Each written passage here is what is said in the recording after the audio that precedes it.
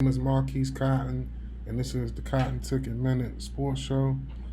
This past weekend, me and my family had the opportunity to watch the long awaited Mike Tyson and Roy Jones fight.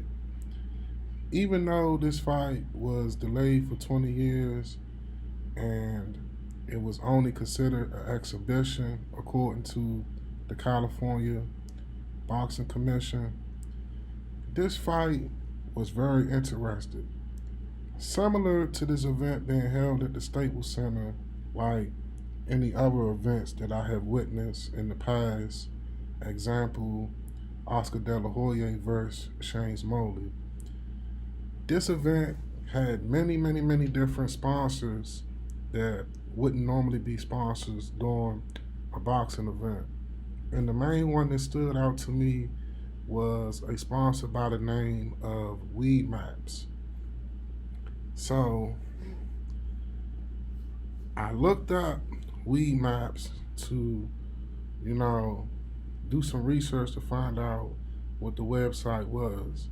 And the website is basically like a Google search tool for rather medical subscribers who are looking for their cannabis medication, or even in some states recreational users, looking for a local dispensary.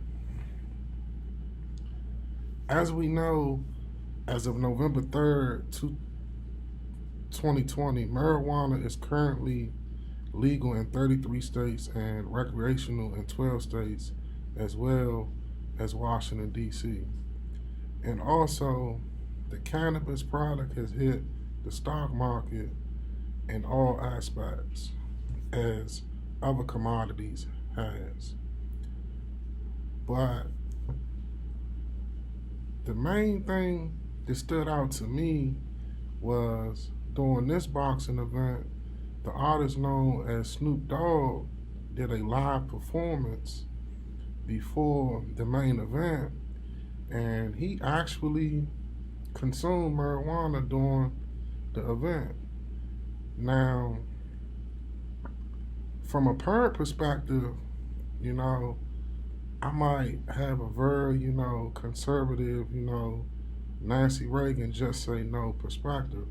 But after being enrolled in Full Sail and learning, the different marketing tactics and ways of persuasion, and I look at them, they use Snoop Dogg as a brand archetype. And evidently, Snoop Dogg would be considered basically a brand ambassador for this product. And even the fighter who was in the main event even stated that he smoked the whole time cannabis before he even actually fought, the whole time training. So, in normal business, this would probably be considered a big risk, especially with, cannabis or marijuana being a drug.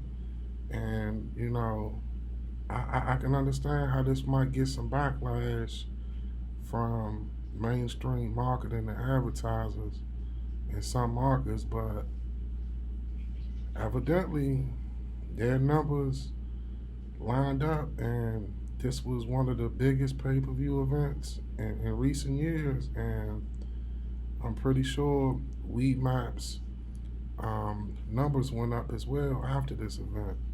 My name is Marquise Cotton, and this is just my opinion in the Cotton Ticket Minute. And I'll leave you with this. Is this the example of a role model that we want our kids to look up to the future, regardless of their skill set and their character defects are broadcasted in mainstream media? You tell me.